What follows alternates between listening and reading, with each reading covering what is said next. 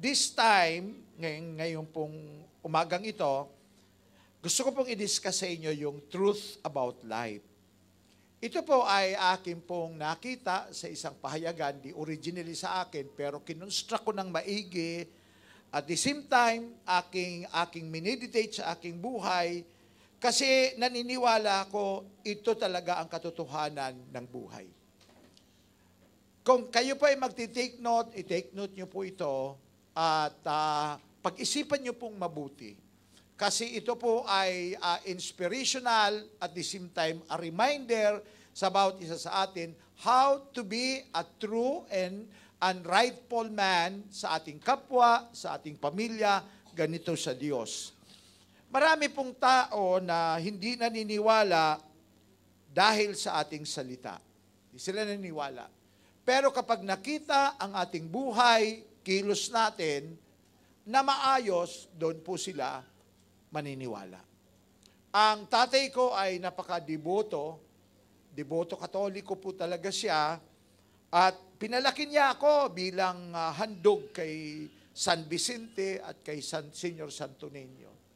Pero noong makilala ko ang Panginoon, nagbasa ko ng Bible, hindi siya naniwala sa akin.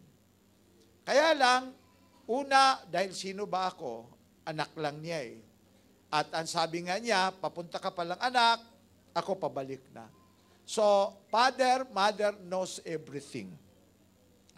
Kaya lamang po, sa aking kumpong kapapanalangin, paano ko madalas ang magulang ko sa Panginoon, nagpasimula po akong tulungan ko yung susunod kong kapatid. Pinag-aral ko po, kahit hirap ako, pinag-aral ko hanggang sa makatapos. Nung makatapos po, tinulungan ko ulit yung aking bunsong kapatid na makapag-aral hanggang sa nakatapos. Nung makita ng tatay ko na nakatapos at kahit na mahirap, binalikat ko po yon, siya mismo lumapit sa altar at nagkusang sabihin, anak, nakita ko totoo ang Diyos mo. Totoo ang Diyos mo dahil nakita ko sa buhay mo, sa gawa mo. Hindi po ako nangaral sa tatay ko ng pangangaral na dapat pangaral, ang aking pong ginawa ay naging modelo lamang po ako sa inyo, sa kanya. Now, what is this truth about life? One, truth is, love is nothing without action. Ano pong ibig sabihin nito? Sabi po sa Bible, no one has ever seen God. But if we love each other, God lives in us. And His love is brought to full expression in us. So, ang patunay daw na may Diyos tayo ay dapat makikita ang totoong pag-ibig natin sa ating kapwa. Alam niyo naman po ang kalagayan sa ngayon na kung saan halos lahat ng pahayagan, lahat ng telebisyon, maging sa Facebook, ay talagang bungad na bugad at talagang viral ang flood scam. Itong mga taong ito, puro ito may Diyos. Naniniwala sa Diyos. Napaka-relihiyoso. Pero wala sa kanila ang pagnanakaw sa kapwa. Natuwa tayo sa PDAP. Ano pa mga pangalan yan? PDAP, yung mga pork barrel, siguro nakatanggap kayo sa politiko ng tagpa 5,000, 3,000. Mayroon nga sa akin sabi, naka 30,000 kami, bishop, sa pamilya namin. Pero yun ay isa pa lang ninakaw ng politiko na pinakain sa atin. But the problem ay ang bansa natin, naalala ko yung 1,000 ko dati, marami pa nabibili eh. Pero ngayon, pag namili ako, 10,000 na pinamili ko, 2 plastic bag pa lang ang laman. Okay? Na 2 kahon, ang laman pa lamang na pagkain na minsan di pa makaabot ng 2 linggo. Yung pera natin, wala nang value, wala nang halaga. Bakit? Dahil sa utang at utang. Church, kung talagang meron tayong totoong pagmamahal, makikita ito sa ating action at ang ating ipapakita, hindi tayo maninira, hindi tayo manglalamang, hindi tayo gagawa ng masama sa ating kapwa. But rather, we will help them. Okay? Love for others is the proof that God lives in us. Yun po ang patunay na ang Diyos nasa puso natin. Love is the full expressions, okay, of a human being. Dapat lahat ng galaw natin ay motivated, inuudyukan ng pag-ibig. Hindi lang sa isang tao, kundi halos sa lahat ng mga tao. Nung pinasimulan ko ang simbahang ito, witness sila Pastor Vidal, tatatlo lang ang pinasimulan ko nito. At nung dumating sila, mga siguro 10 na kami o 15. Wala po akong nilagay sa puso ko kundi yung magmahal lang sa tao.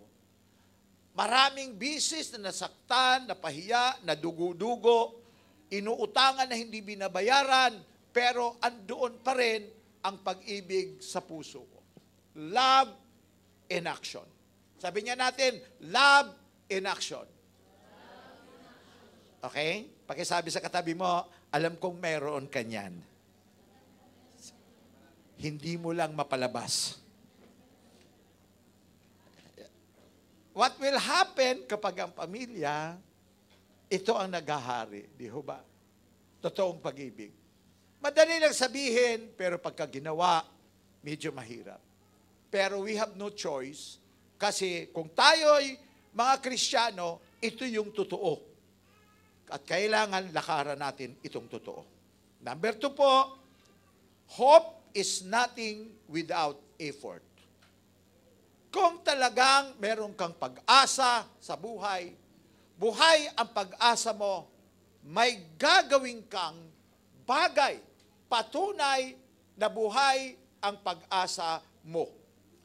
Ang totoo, dapat laging buhay ang ating pag-asa para hindi tayo huminto, lumaban sa buhay. Hindi tayo huminto, lumaban sa buhay. Ako po ay senior citizen na. Kung inyo pong titingnan, sabi nga ng iba, 45 lang daw ako. Okay. Ganda, no? 45 lang daw. Mayroon na sabi mo, 50 ka na. Yun, but the truth is, 66 na po ako. Hindi halata, no? Talaga. Okay? Bakit? Kasi, una, lumalaban po ako sa buhay. May mga project pa rin ako at di pa rin ako tumitigil. At lagi po akong naglalagay ng inspirasyon sa buhay. Kagabi, nag-revival meeting noong Friday ang Maine, ang Parañaque. At ang lakas na pagkilos sa Panginoon, pero ang sabi ko sa kanila, now, ang aking inspirasyon sa buhay ay yung aking panganay na apo, si Tali. Ang aking inspirasyon, mabubuhay ako hanggang sa siya'y ikasal o mag-asawa.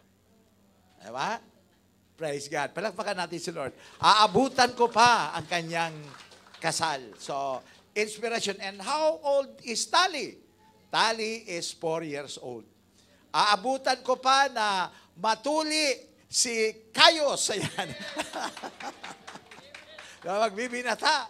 Aabutan ka. So, marami tayong ginagawang inspiration sa buhay na hindi tayo nawawalan ng pag-asa. Dapat wag mawawala sa inyo ang pag-asa. Sabi nga, yun daw po mga puno ay buhay ang kanilang pag-asa. Puno na yon. Ikaw pa na tao. Okay? O ano sabi sa Job 14:7? Basahin niya natin, Job 14:7. Aywan ko kung sila sulat ng ating. Basahin ng natin lahat. Sabay-sabay tayo. 1, 2, and 3. Even.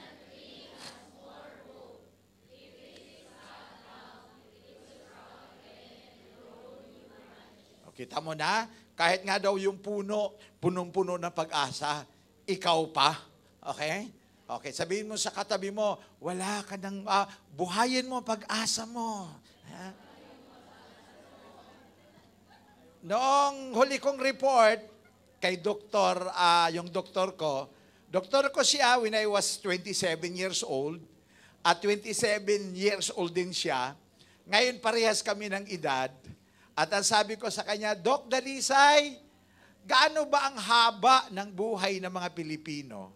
Sabi niya, ay nako Bishop, ang Pilipino kadalasan, ang span of life lang talaga ay 71, 70 hanggang 71. Wow, biblical, 70, 71. Nagkwenta na po ako, kung 66 na po ako, praise the Lord. Sabi roon, meron na lang akong 4 o 5 taon para mabuhay. Diba? 4 o 5 taon para mabuhay. But, naniniwala ko na yung aking pag-asa, binubuhay ko ito, ini-inspired ko ang aking sarili para ma-inspired araw-araw sa buhay. Ang inyong mga simbahan, ang iba sa inyo nagsisimula pa lamang. Si Leslie, nag-start ka pa lamang. Alam mo, Les, nung mag-start ako, 3 lang ang aking miyembro. 3. Pang-4 ako. Okay? Pero ngayon po, ang Fish Gen, humigit kumulang na sa 6 to 7,000 ang bilang, to be exact. In between 6 to 7,000, 40 na simbahan. Grabe, nag-start lang po yun sa 3 lang katao. At yung 3, napakadami ng diferensya. Kung sa sasakyan pa, ida-junk na lang. Yung isa, may rheumatic heart. Pag nagsalita ako ng malakas, nahihimatay. Okay? At di nga nagtagal, nawala eh.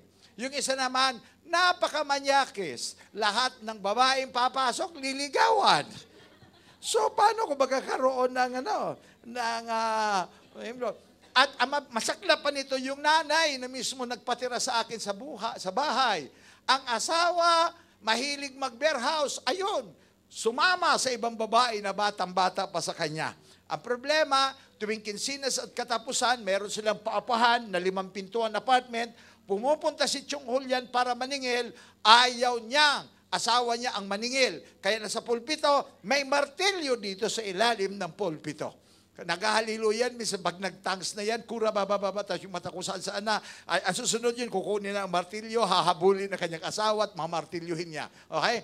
Ngayon, makita mo niya, how can this church grow? Pero alam niyo po, marunong ang Panginoon. Basta buhay lang ang pag-asa. Amen? O, pagkasabi sa katabi mo, ikaw ba, buhay pa ang pag-asa mo? Yan. Tanda natin, kahit nga po yung kahoy, pinutulan ng sanga, putol doon, putol dito, putol dyan. Pero, wow, grabe. Ha? Lumalaban, lalong lumalago, lalong lumalaki. Ikaw, naputulan ka lang ng suporta, gusto mo na magpakamatay.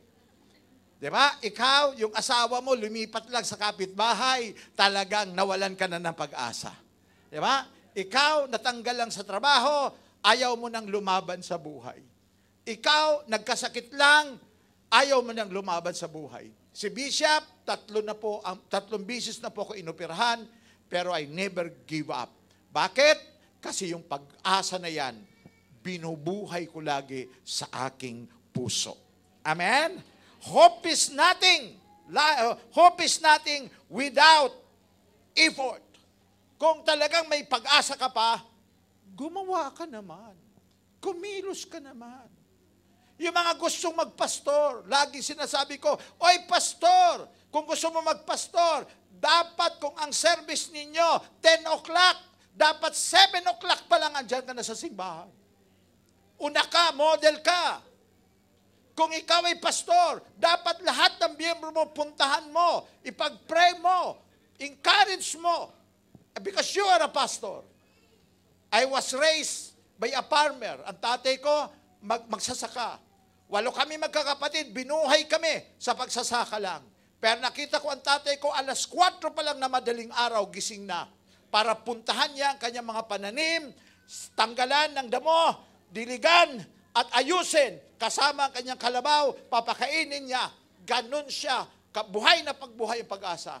Dumarating ang baha, nalulubog ang aming palayan. Wala siyang ma-harvest. Pero hindi siya nag-give up.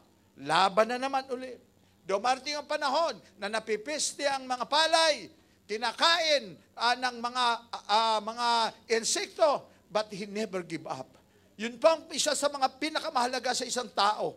Ngayon, natutunan nyo na kung talagang kayo ay may hope, dapat mayroon kayong effort. Kasi yung mga tao na hindi na nag-i-effort, ang ibig sabihin, patay na ang pag-asa niya. Effort lang. Amen? Huwag kayong maging relax sa buhay. Huwag kayong maging relax. Madalas kong sabihin, maraming tao nagtataka sa akin, pinakita ko sa kaibigan kong galing Amerika yung aking schedule, nalula siya at sabi niya, paano mo nagagawa ito? Sabi ko sa kanila, sanayan lang. Sanayan lang yan. Binubuhay ko lang ang pag-asa. So unang bubuhayin, pag-ibig. Pangalawang bubuhayin, pag-asa. Pagbuhay ang pag-asa, may gawa. May gawa. Pangatlo, tiwala. And number 3 is, trust is nothing without fruit. Okay? Without fruit. Alam nyo, kung may tiwala ka sa isang tao, meron kang ipagkakatiwala sa kanya. Uulitin ko yon. Kung may tiwala ka sa isang tao, meron kang ipagkakatiwala sa kanya. Ito pong Tracy Martires, ang storya po nito, nag-offer po ang aking ninang na may bahay siya noong araw. Walang kakilala dito sila Pastor Vidal Roda. Ipinagkatiwala ko sa kanila ang gawain dito. At sinabi ko sa kanila, dito kayo magsisimula sa bahay na ito at ito ang pinagkakatiwala ko sa iyo. At pinatunayan naman nila sa mahabang panahon at tagal ng patunay ay kayo. Kaya pinapalakpakan ko po kayo dahil kayo ang patunay. Proof lagi. May patunay. So, pag mayroon kang pinagkatiwalaan, mayroon kang ipagkakatiwala. Lahat ng mga anak ko ay ako mismo nag-umpisa sa kapital, sa kanilang mga hanapbuhay. Kahit ito si Brother Joseph, na narito sa inyo, marami akong ibinigay sa kanya, pinagkatiwala sa kanyang gamit na dapat pagbutihin niya. Ganon din si John Ben, ganon din si King. Ako una ng kapital doon. At ganon din si Pastor Tim, pinagkatiwalaan ko siya ng simbahan. Kasi yun ang kailangan. Patunay na may tiwala ka sa isang tao. Mga kapatid, anuman ang meron kayo, pera man, pag-aari man, talento man, na ibinigay sa inyo, dapat maging mabuti tayong katiwala at dapat patunayan natin na tayo mabuting katiwala. Ina-address ko po ito kay Warren. Pinagkatiwalaan ka sa lugar mo, mahalin mo yung mga tao roon. Mahalin mo. Tao ng Diyos yan. Tuwing ako'y tatayo sa pulpito, madalas naririnig ko ang tinig ng Espiritu Santo. Anak, huwag mong pagagalitan ng mga tao. Tao ko yan. Mahal ko yan. Kaya ipinadala ko yan sa simbahan para ma-encourage ang kanilang pananampalataya. Para mabuhayan sila ng loob. So lahat ng ipinagkatiwala sa atin, dapat masumpungan tayo na mabuting katiwala ng ating Panginoon Diyos. Sila Joseph Isola, palakpakan natin. Wala na po si Polly. Yan po yung pastor natin. Narito po ba ang Donna? Donna. Ayan. Ayun, di ko na makita. Lumiit ka kasi. Ayan. Si Donna, andito rin si Nanay Peli. Nakita ko po si Nanay Peli. Andyan po. Di ba?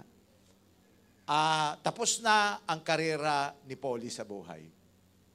Hanggang doon na lang talaga siya at walang na tayong magagawa. Okay? At kagabi nanonood kami ng palabas na, ano yan? Heaven? Anong title nun? Isang pastor na may anak siyang namatay, pero alam niya hindi niya nakita mamatay at umakyat siya sa langit. At nung tinatanong niya kung sino si Jesus, nakita ba niya si Jesus? Opo. Tapos ang natuwa ako doon, sabi niya, yung lolo ko ba nakita mo? Pinakita yung picture ng lolo niya na matanda na. Sabi ng bata, hindi ko po yun nakita. Hindi ko po nakita yun. So yung ginawa ng tatay, pumunta siya doon sa lumang bodega, binuksan niya yung isang lumang baol, kinuha niya yung picture ng binata pa si lolo niya. Walang salamin. At ang sabi niya, ito anak, nakita mo ba ito? Sabi niya, yes, nakita ko yan sa langit. Wow, lolo niya. Bakit anak? Bakit wala bang matanda sa langit? Sabi niya, wala daw pong matanda roon sa langit. Puro daw po mga line of 30s lang ang nandoon. Praise the Lord. Ang sarap pala pumunta sa langit, ano? Kaya yung mga may edad na, tandaan ninyo yan, hindi pupunta kayo sa langit na may mga rayuma kayo. Baka sabihin niya, ayaw ko na dito, wala pala pagbabago. Babalik kayo ng kabataan ninyo. Babalik yung kisig ninyo. Yung mga katulad nila Kim na wow body, sweet body. Naku! Pagdating mo roon, Pastora Kim, iba ang tindog mo, iba ang grabe, ano? Kaya lang, magkapatid na lang kayo ni Don pagdating doon. Wala na pag-aasawa. Kaya sayang din yung alindog mo roon. Yan, brothers and sisters na lang tayo. But hope, okay? Sarap, Sarap pumunta roon, di ba? Okay, wow, ganda naman itong sinasabi rito. Church, sabi sa Jeremiah 17:7, but blessed are those who trust in the Lord and have made the Lord their hope and confidence. They are like trees planted along the riverbank, with roots that reach deep into the water. Such trees are not bothered by the heat or worried by a long month of drought. Their leaves stay green and they never stop producing. So, praise God, yung palang trust, yung trust pala, yun yung nagbi-build up sa atin na lumabas ang ating galing.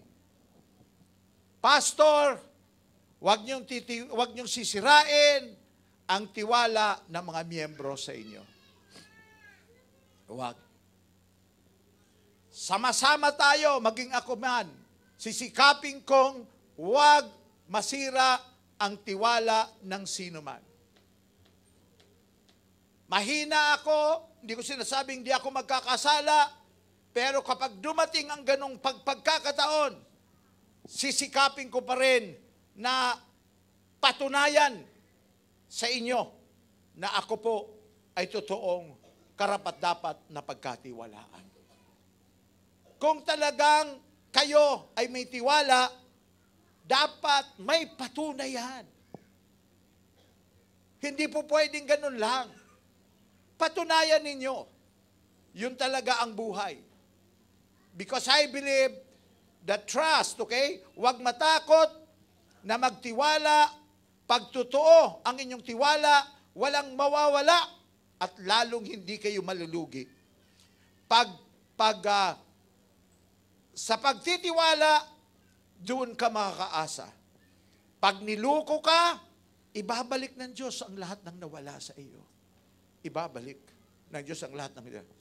Pag nangluko ka, hindi ka na pagtitiwalaan. Pati ang Diyos, hindi ka na pagkakatiwalaan. Kaya wag tayo maluloko.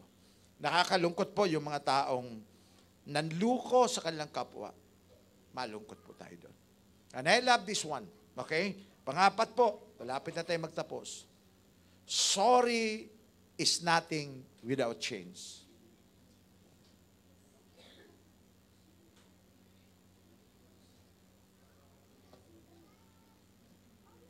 Kapag po ikaw ay humingi ng tawad at patawarin ka, dapat magbago ka na. Dapat magbago ka na. Dahil yan ang patunay na ikaw ay nagkamali. Kahit mawala pa siya sa iyo, mahalaga, nagbago ka. Nag-usap kami ni Pastor Vidal nung isang araw at ang sabi ko, si Bishop, may edad na ako, ayaw ko na ng mga issue sa buhay. Gusto ko peace. Gusto ko kapi-kapi lang. Gusto ko smile lang. I hate toxic people. Kasi mga toxic, di yan nakakatulong sa kalusugan ng tao. Nung ako po ay na-diagnose ng doktor na mayroon prostate cancer,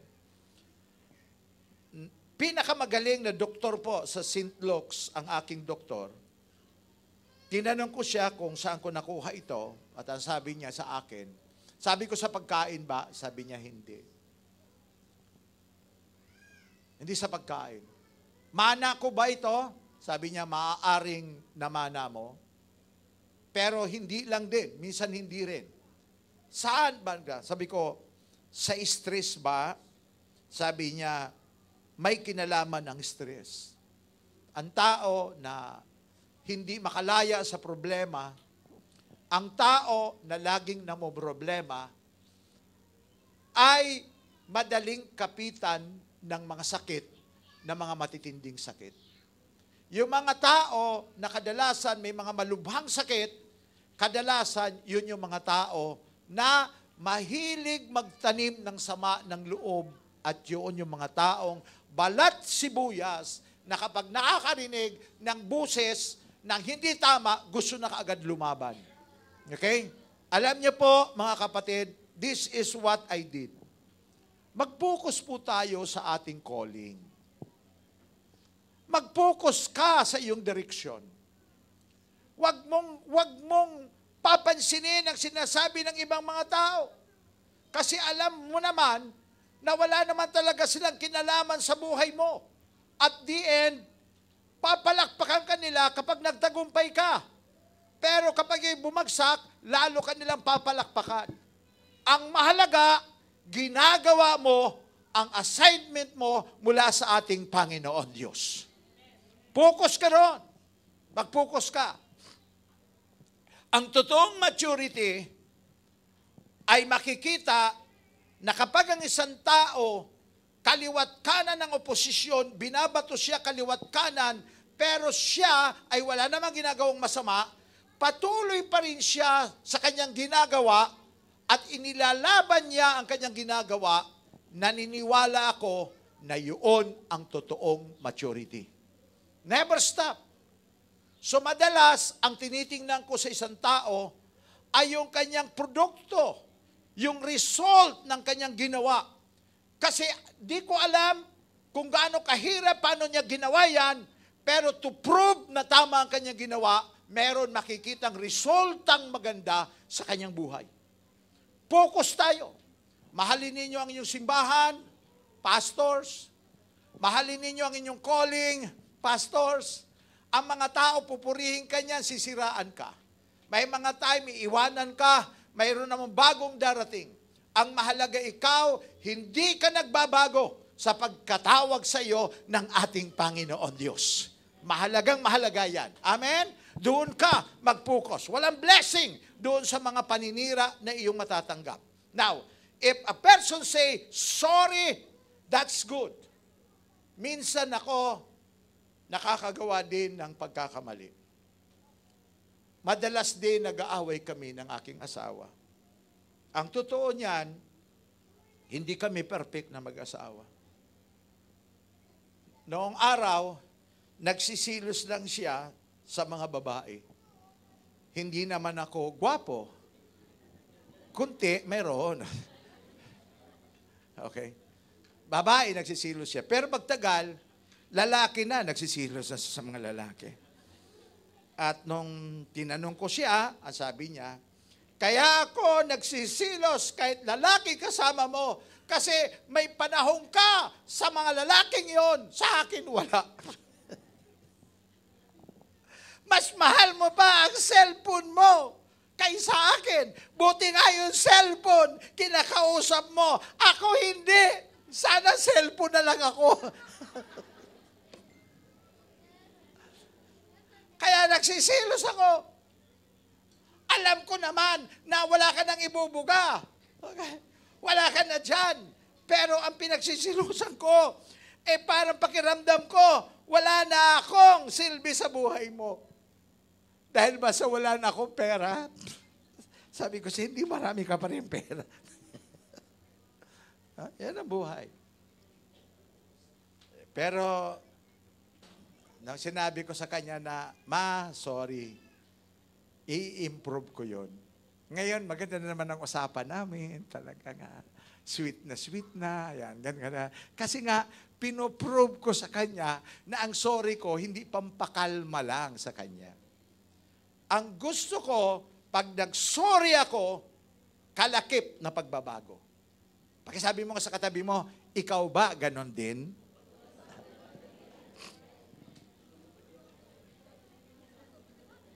Kasi ang iba sa atin humihingi ng tawad sa harapan ng Panginoon. Pero pagkatapos, balik na naman sa dati. Di ba? Balik na naman sa dati. Ano ka? Hilo? Alam niyo, church, let every one of you, okay, accept this truth that sorry in life, sorry is nothing without change. Yun ho talaga. Ulitin natin, sabay-sabay tayo. 1, 2, and 3. Sorry. The fruit na ikaw ay humingi ng sorry is change. Change is the evidence that you repent. Pagbabago. Hindi yung pag-iyak. Hindi yung dinagukan mo ang sarili mo. Wala yan. Kahit na walang emotion, basta't may decision. Kahit walang emotion, basta't may result at may pagbabago. Makikita mo, iba ang mangyayari sa buhay mo. Patunayan natin. Ang paglilingkod ko sa Diyos, ito ay bunga ng aking pagsisisi at paghingi ng tawad sa Kanya. Napatawarin niya ako ng aking mga kasalanan. Nung pinatawad ako ng Diyos sa lahat ng aking kasalanan, pinatunayan ko sa Kanya na hindi ko sisirain yung pagpapatawad niya sa akin at yung tiwala niya sa akin. Kaya magiging resulta, totoong pagbabago. Totoong pagbabago. Sabungero din ako noong araw. Nagiinom din. May mga bisyo din. Pero lahat yon ay nawala sa akin nung totoo ako na nahingi ng tawad sa Kanya. Ang problema, marami sa atin hindi totoo. Dapat maging totoo tayo. Okay? Narinig niyo po ito. Diba? Narinig niyo po ito. Ilagay niyo po sa inyong puso. Andito si John Maldo, naalala ko, ang nanay nito, tagaluto ko. Saan ako pumunta, kasama mga pastor, siya nagluluto sa pagkain namin, ni Nanay Maldo. Yan si John, sama-sama lang yan. Bata pa, sumasama sa akin. Pero lumaki na naging siraulo. Pag nakita mo siya, dapat bantayan mo na kasi baka may mawalang gamit. Ayan, yan. Maraming punong-puno sa pagsisinungaling. Siguro napagod siya nang magkita kami nung camp. Sabi ko, Jun, ang taba-taba mo na, ang laki mo na. Sabi niya sa akin, kasi po, nakakain ko na yung gusto kong kainin. Nakain na. Bakit mo nakain yung gusto mong kainin? Kasi naging totoo na po ako. Totoo na po ako nagsisi sa aking kasalanan. Alam niyo po, totoo po talaga yan. Kayo din ang makikinabang yan. Amen? Amen ba? Pangako, di kita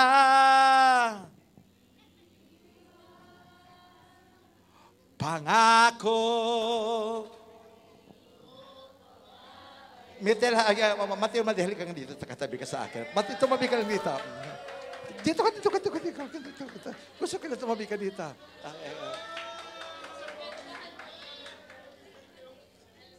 Kantahin mo nga ito, kantahin mo nga. Gusto ko marinig kanta. Bakit Bakit pa? Parang ano ba mayroon dito? Tinawag ko lang naman si Matel. Okay, parang mayroon kayong alam tungkol sa kanya. Okay. Okay nga.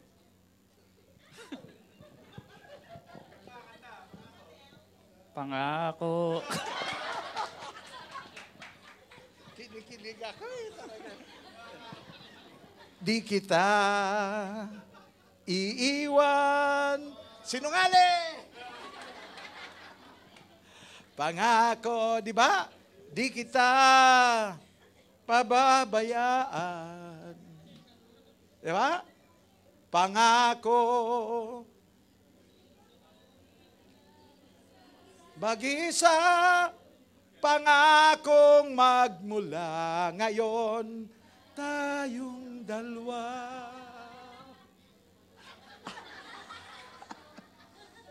Ay magkasama. Sinungaling! Marami kayo, pangako, kwento-kwento, tapos ngayon wala na. Bakit?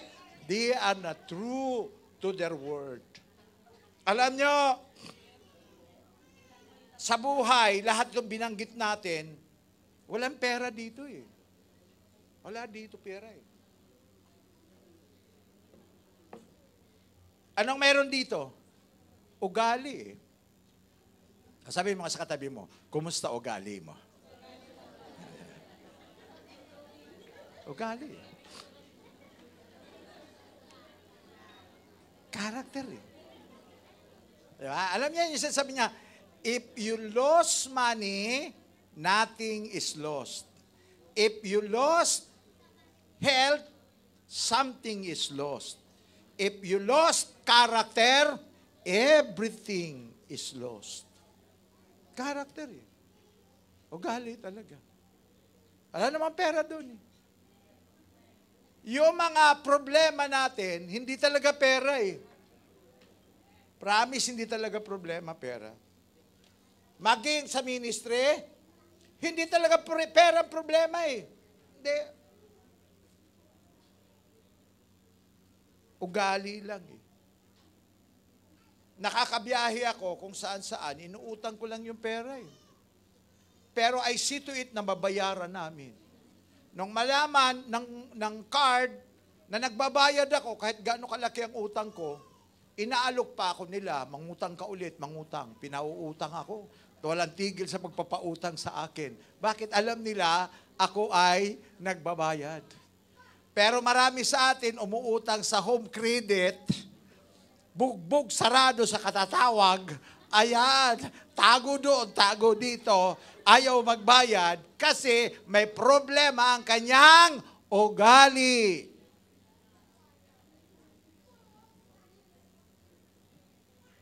Hindi mapupulaan ang ating simbahan, promise. Hindi mapupulaan. Basta maging totoo lang tayo. Hindi mapupulaan.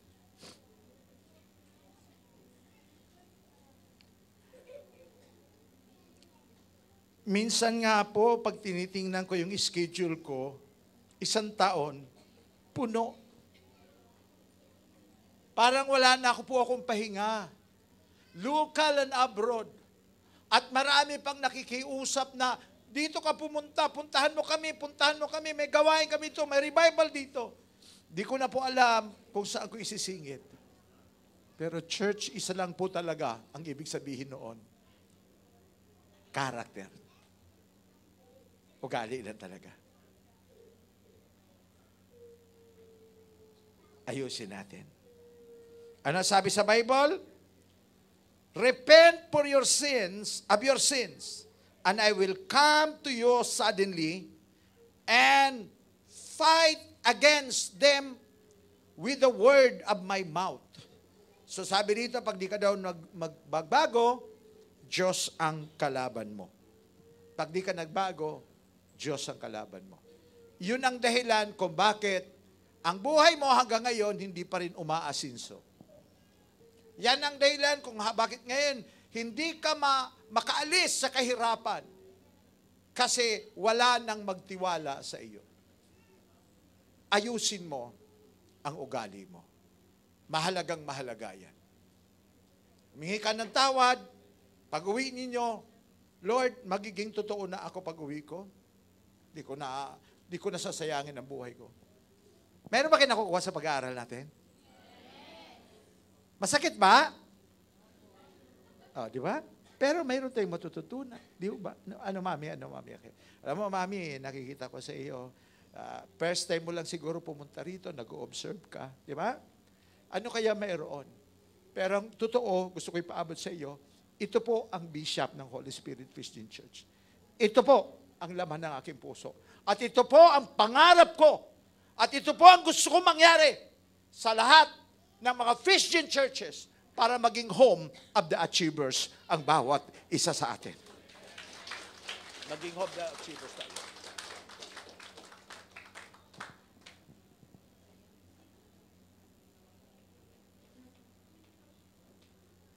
Panglima po, 6 po ito eh. Panglima, basahin natin, sabay-sabay. Basahin natin, 1, 2, and 3.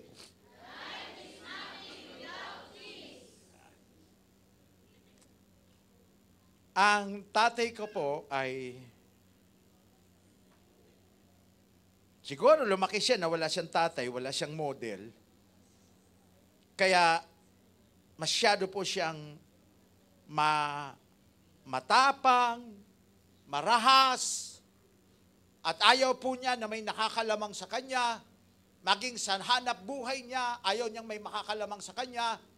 Kaya, dahil po doon, may malawak ang lupain namin, meron ho kaming pera, pero ang problema, wala ho kaming kapayapaan.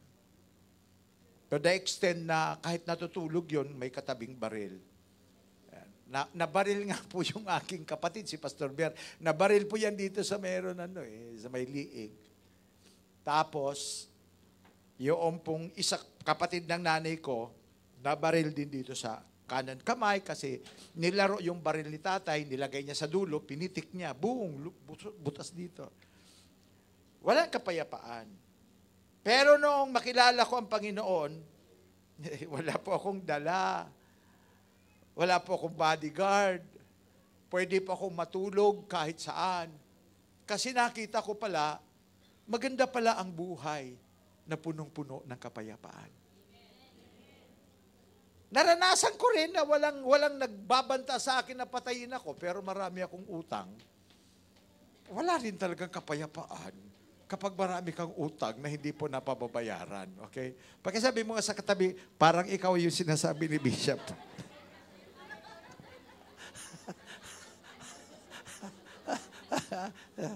Parang ang bilis natin mangutang, mangako. Alam niyo po, kapag marami kayong utang, mamimili na kayo sa inyong dadaanan. Pwede na ka naman mag-shortcut dito. Kaya lang dito, may mga utang ka, gagawa ka ng daanan doon. Paano kung sa gate mismo may utang ka, magagawa ka ng sarili mong gate. Di ba? Kasi marami kang utang. Kaya minsan, mahirap talaga, walang kapayapaan. Yung maraming utang na hindi pa nababayaran, parang parehas lang yan sa isang binata na 3 ang girlfriend. Pag 3 ang kasintahan mo, di ka rin mapapalagay. Lingon ka ng lingon. At mas mabigat pa kung 3 ang asawa mo. Ano, Brother Don, Pastor Don, di ba? Kaya isa lang dapat, di ba? Good boy naman po yan. Isa lang. Piliin niyo po ang buhay na punong-puno ng kapayapaan. Sabi ni Iso, sa mundong ito, marami tayong kaguluhan. Marami tayong pagkikipagbaka. Pero sabi niya, always remember that I have overcome this world. And in John 16:33, John 16:33, basahin nga po natin sabay-sabay.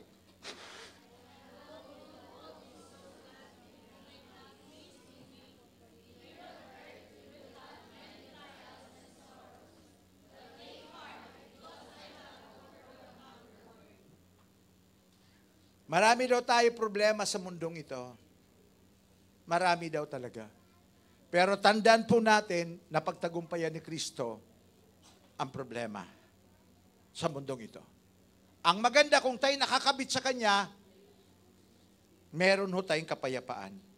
Ang kapayapaan ho, hindi po ito nabibili ng pera. Sa katunayan, maraming tao na maraming pera, pero wala na silang peace of mind.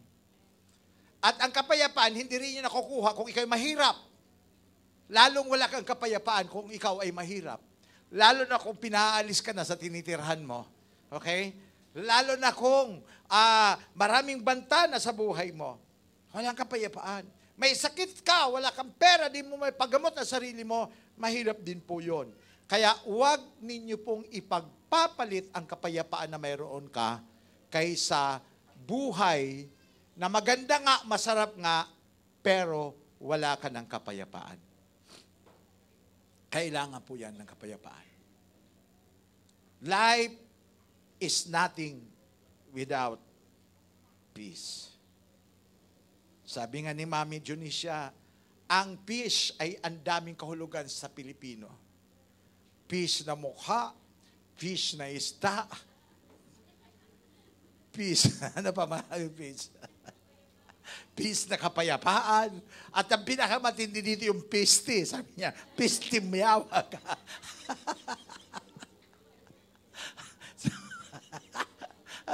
So, ang daming kahulugan. Pero kailangan talaga natin ang kapayapaan. Do you have peace? At ang kapayapaan, pwede mo makuha yan kahit sa gitna ng bagyo.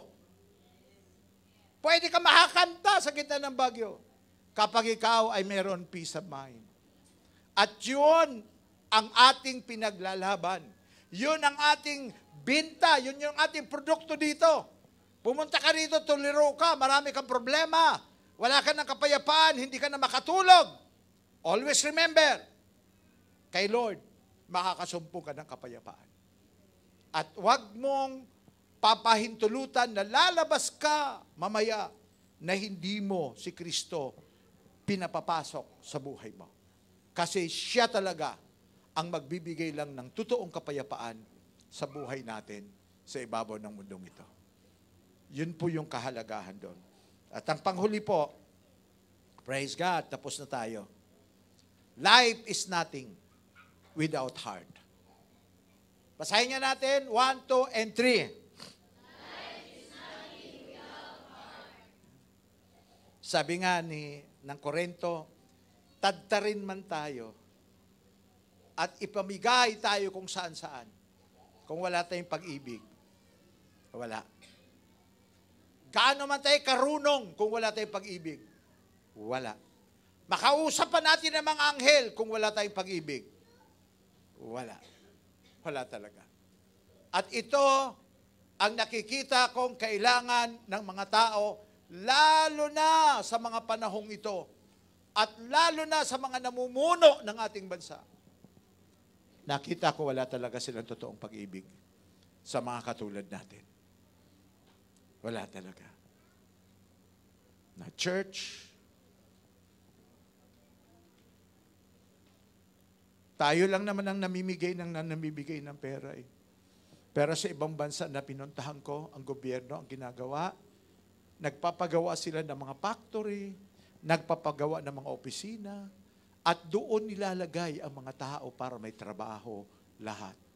Kapag meron silang pinatayong subdivision na katulad nito, sa likuran meron na silang opisina, meron na silang factory, na kung saan ang tao na nakatira sa subdivision, meron silang gagawan ng hanap buhay doon.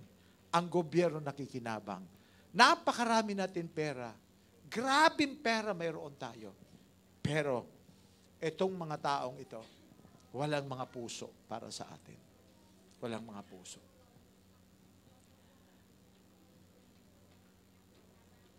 Kailangan ng puso. Ang payo sa Biblia, guard your heart above all else. For it determines the course of your life. Bantayan mo ang puso mo. Kasi yun ang magdidetermine sa buhay mo. Alam niyo po, ang sarap ng taong marunong magmahal makasama. Ang sarap. Sabi nga ng kanta kay sarap ng may minamahal, ang daigdig makulay at ba? Grabe. Masarap. Masarap. Eh, hindi ko makalimutan yung sinabi ni Bishop Franke. Dapat ang simbahan, ang pintuan pa lang, pag pumasok ang tao, ramdam na nila ang pag-ibig sa loob ng simbahan na yan. Nagmumula kay Kristo. Di naman kailangan natin ng marangyang mga gamit. Ang kailangan lang natin, puso. Puso lang. Ang inyong bishop, pag kung kasama nyo ako, kahit saan ako pumunta, ma-probinsya, manayon, ma-Amerika, ma-Canada, ma-Australia, isa lang ang response sa akin ng tao. Kasi nagkaroon ako ng solimbaw na saan man ako pumaroon. Kung kailangan ako magpatalo, magpapatalo ako para magtagumpay. Kailangan ko lang makuha ang puso ng tao. Heart lang. Pag may puso kayo, ang sarap mabuhay. Puso. Do we have this heart? Meron ba tayong ganitong puso? Alam kong meron tayong ganyang puso. Pag mahal mo ang gawain ng Panginoon, hindi mo yan iiwan. Pag mahal mo ang cell group mo, di mo yan pababayaan. By the way, ang cell group po na lumalago ay ito. Pakinggan po natin maigi kasi ang inyong abang bishop, nagpunta po ako ng kay Yonggi Cho sa Korea para mag-aral ng cell group.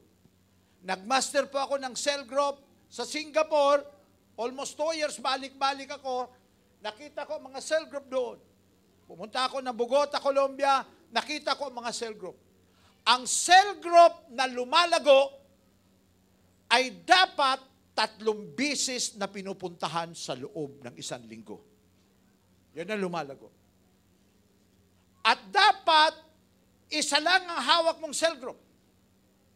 Ang una mong punta sa lugar na may cell group ka para magpakilala na ikaw ay isang cell worker sa area na yan.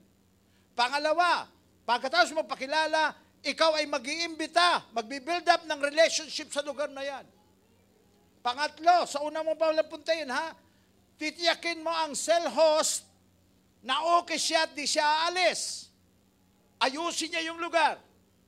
Pang-apat, na gagawin mo sa una palang punta, aayusin mo na ang program kinabukasan kung kailan kayo magsi-cell group. Aayusin mo na. Ikaw magpapawit, ikaw magpipray, ikaw magpapacilitate, at ikaw naman mag-aayos ng pagkain. Lahat yun, handa. Tapos, pangalawang punta, araw ng cell group. Sa araw ng cell group, babalikan mo ulit yung mga inimbita mo at sasabihin mo sa ganitong oras, eksakto, magkikita-kita tayo. At inayos mo na ang paligid, lahat ng mga participant, maaga na dumating, tapos dinadala ang tao roon, then mag-start na kayo dahil handa kayo, magpipray kayo together, bingkikilos ang Panginoon. Ang susunod na punta nyo, pangatlo, after the cell group. Sino man ang may sakit na dapat dalawin, dadalawin ninyo. Sino man ang may birthday na dapat puntahan, pupuntahan ninyo.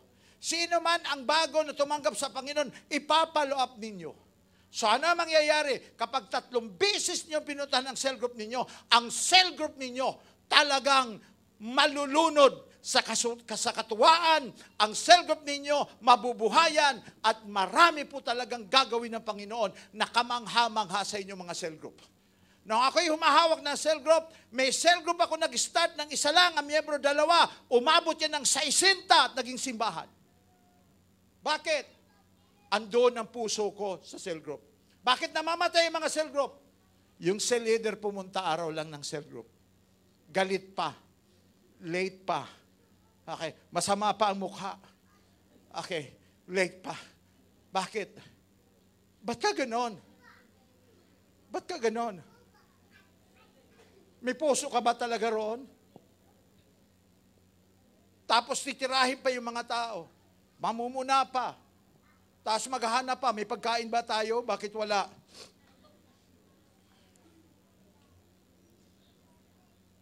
Alam niyo po, yung babae na alaga ng kanyang asawa, kahit na po matanda na yan, maganda pa rin ang dating.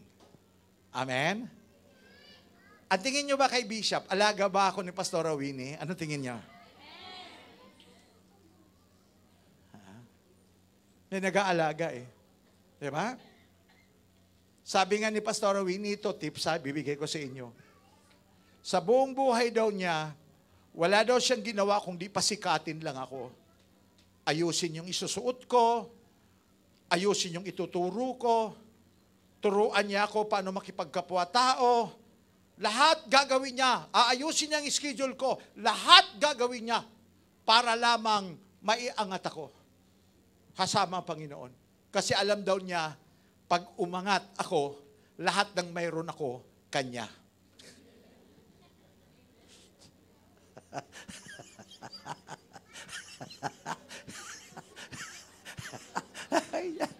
Magaling na kapitalista, okay?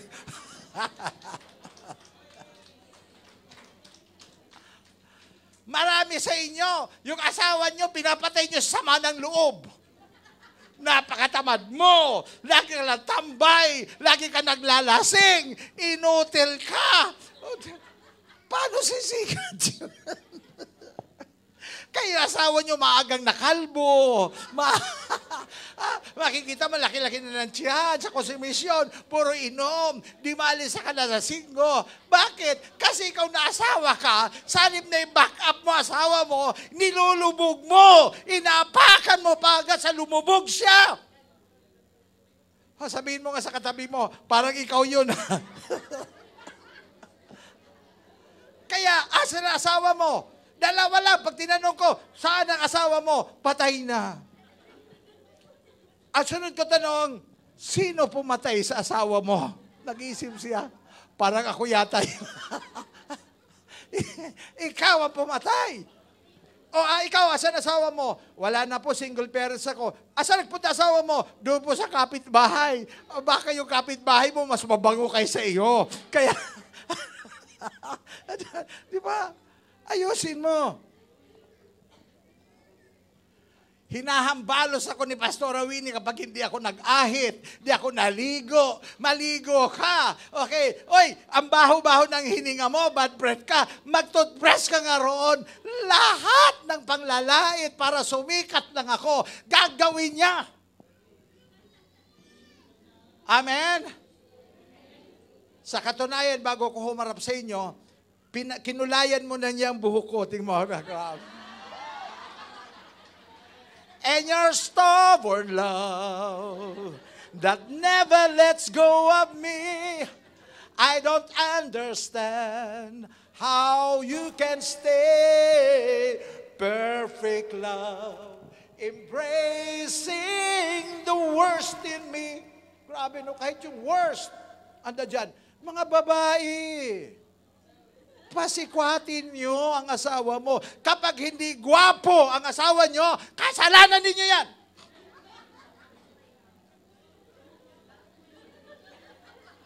Kapag walang pera ang asawa nyo, kasalanan ninyo yan.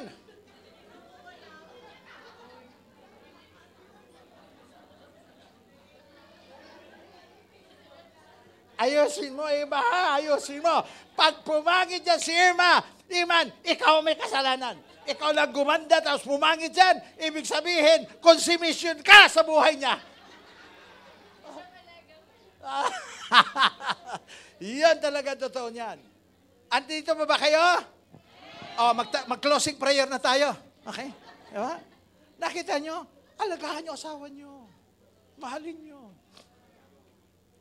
Si Pastora, hindi lang yan nagpakulay ng buhok, pero papakulayan ko ng buhok yan. Nagpaayos na yan ng mata. Doon pa mismo sa kay Dr. Bilibilos, pagbalik niya, nakikita nyo, parang 18 anyos lang yan. Pag parang 18 anyos na, nakasunod lagi ako niyan. Sa panenting ko sa kanya.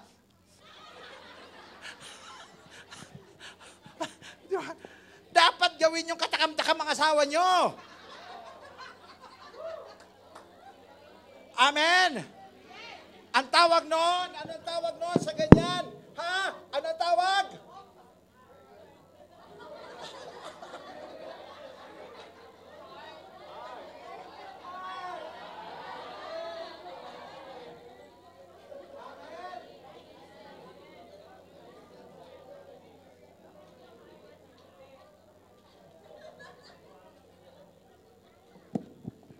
Andiyan pa ba kayo?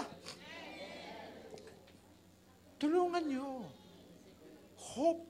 Balikan niya, i-review natin. Sige, anak, bago tayo magtao. Number 1, ano yung pag-aaralan natin? Okay, para natin. Ano daw po, basahin natin. 1, 2, and 3. Wow. Number 2. Number 3. Number 4. Number 5. Number 6.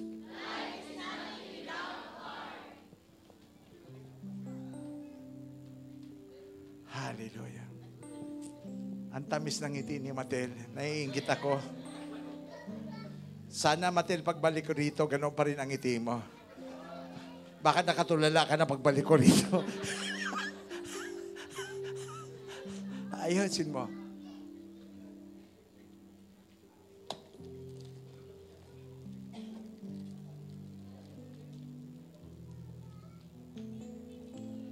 Kung yung mga binanggit natin, marami tayong kulang doon. Ang ibig sabihin, wala pa tayo sa katotohanan. Para makuha natin ang katotohanan, ang susi dyan, buong-buong pagsuko sa kapangyarihan ng Diyos. Sa taas, narinig niyo po ito. Kung tutuusin, pakinggan niyo ako taga-taas, nakakalamang na kayo sa amin ng 3 metro papuntang langit. Subalit, kung ito hindi nyo nakuha, baka magpalit ang posisyon natin. Masakit kung mahuhulog kayo dito sa baba. Tandaan ninyo, kailangan ninyo ang Panginoon. At sana, i-desire natin dito sa nagpapastor dito, na pwede pa pala gamitin ang taas. Magsikap tayo. Punuin natin ang taas.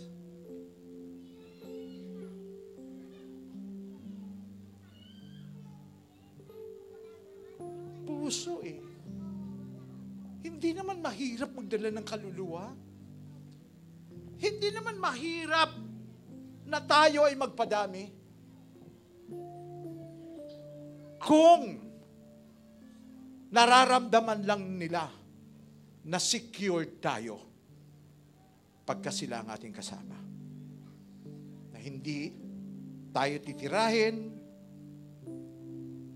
makakatuloy tayo sa buhay, yung ating mga kahinaan ay igagalang at ay pahahalagahan, matututo tayong tumayo at harapin ang bukas. Mayroon pang pagkakataon at si Kristo nga ang pagkakataon natin. Siguro ngayon, atin pong hilingin ang Panginoong Kristo na pumasok sa buhay natin at itama ang bawat isa sa atin. Tayo pong lahat ay tumayo. Doon sa mga first time lamang na nakarating dito, mga VIPs, nanay, tatay, na gusto ninyo ang ganitong klaseng buhay, pwede niyo pong itaas ang inyong kamay. Bishop, alam ko po, may kulang sa buhay ko. Pero gusto ko po na maging maayos ang buhay ko. Nanawa itong ating pinag-aralan ngayon, tumimo sa puso ko at maghari sa buhay ko. Pwede mo ba ako ipag-pray? Yung mga gustong may ipag-pray ko po kayo. taas lang ang kamay. Bishop, pag-pray mo ako. Salamat. Salamat. Salamat. Saan pa? Yes. Thank you. Thank you. Thank you.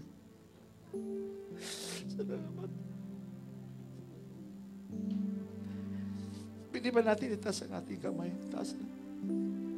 O gusto ninyo pumunta dito, yung gusto mo ipag-pray, pumunta kayo dito sa harapan. Gusto ko dito sa altar.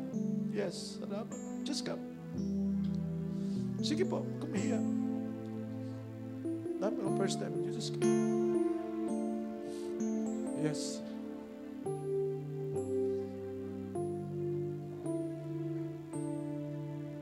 Sadyang kay tinang ating Panginoon, nagtatapat sa habang panahon. You just come. Maging sa kabila ng ating pagkukulang, biyaya niya'y patuloy na laan. Dito po, hawakan na dyan. Katulad ng pagsinag, mga nanay, mga mami, you can come here.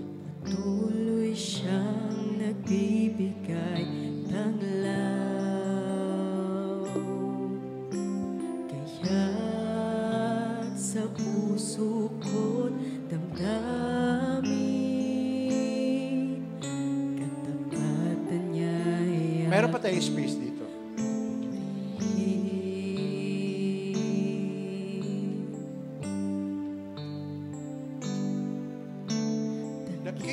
Dakila ka, O Diyos, tapat kang ang tunay, magmula pa sa ugat ng aming lahi. Mundo'y magunaw man, maaasahan kang lagi. maging hanggang wakas nitong buhay.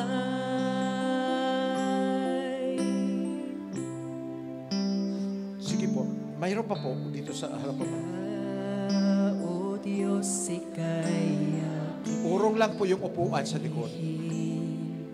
sa Buong mundo'y aking aawitin. Dakila ang iyong katapatan. Pag-ibig mo'y walang hanggan. walang hanggan. Dakila ka, O Diyos, tapat kang ang tunay, magmula pa sa ugat ng aming lahi. Mundo'y magunaw man, maaasahan kang lagi, maging hanggang wakas nitong buhay. Dakila ka, O Diyos, sa habang panahon, katapatan mo'y matibay na sandigan. Sa bawat bighati, tagumpay man ay naroon. Daluyan ang pag-asa kung kailangan inahon. Pag-ibig mo'y alay sa amin noon hanggang ngayon. Dakila ka.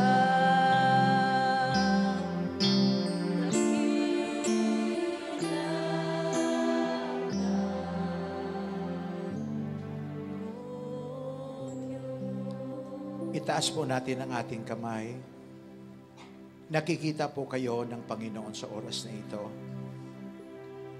Nakikita po niya ang puso ng bawat isa sa atin. Alam po niya ang kalagayan natin sa buhay. Nakikita din po niya ang pinagdadaanan mo sa ngayon, pati mga pagsubok na mayroon ka at problemang pinapasan. Ngunit magtiwala po tayo sa Kanya. Kasi naniniwala po ako na ito'y hindi aksidente. Ito'y niloob niya na dalhin tayo dito para mapakinggan natin itong mensaheng ito. At maaari may mga pangarap tayo na pinaglalaban natin pero hindi natin naaabot. Ngunit mayroon na kayong mga ganito. Sa palagay ko, ito po talaga ang totoong kahulugan ng buhay. Huwag ho kayo mag-struggle. Habang nakataas ang ating mga kamay, ulitin niyo po ang panalangin ito pagkatapos ko. Gawin niyo po taos sa puso niyo, punong-puno ng pananampalataya kay Kristo, at kayo po ay nagpapasakop sa Espiritu Santo. Ito po ang panalangin, ulitin niyo lamang po pagkatapos ko. Panginoong Sus, narito ako sa harapan mo. Bukas ang aking puso na inaalay ko para sa iyo. Alam ko po, ikaw ang may likha, ikaw ang may gawa, ikaw ang nagpahintulot sa akin na mabuhay sa mundong ito. Panginoon, pinahihintulutan ko po. Maghari ka sa buhay ko. Tinatanggap kita bilang aking Diyos, Panginoon, at tagapagligtas ng aking buhay. Salamat, Panginoong Kristo, na ikaw ang magiging kahulugan ng buhay ko. Sa pangalan ni Jesus. Amen. Habang nakataas ang inyong kamay, taas lang ang kamay, magpe-pray si Bishop. Tulungan mo, Panginoon, ang bawat isa na naririto na huwag mag-give up sa buhay. Kahit wala na ang aming mga kasama, iniwan na kami, pero ikaw, Panginoon, hindi mo kami iniiwan. Tuloy kami sa pagsunod sa iyo. Tulungan mo kami na lahat ng aming mga katanungan sa buhay, pagdaramdam, pagkainis, ay amin na lamang pong ipaubaya sa iyo. At turuan mo kami pagkatapos sa gawain ito, na magsimula kami ng tama. Mahalin namin ang aming mga cell group, alagaan namin ng tama, ilaban namin ang aming mga pangarap at hindi kami mag-give up.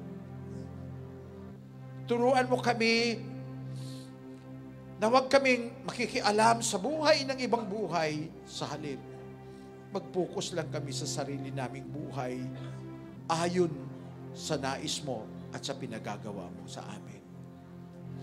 Igagalang namin ang iba at turuan mo kaming lumakad na punong-puno ng pag-ibig. At salamat na nilinaw mo sa amin ang kahulugan ng pagpapatawad, na ito ay magreresulta ng totoong pagbabago.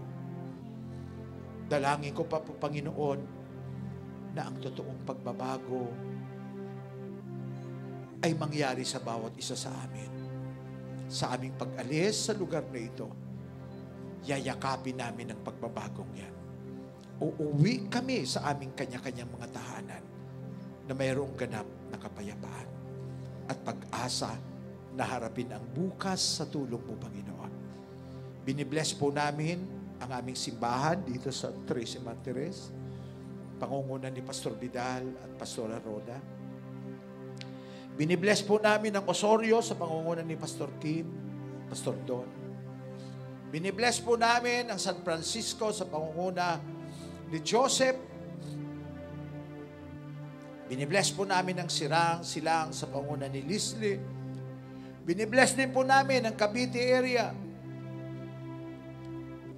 sa pangunguna ng aming kapatid ni Warren. At tulungan mo kami, Panginoon,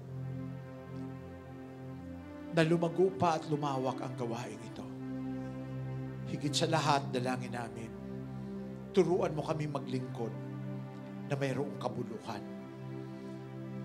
Gawin mo ang aming buhay na may impact sa bawat naming puntahan. At sa aming pag-alis, maiwan ang ganap na kapayapaan na dala ng Ama, Anak at Espiritu Santo. Salamat po sa pangalan ni Jesus. Amen. Amen.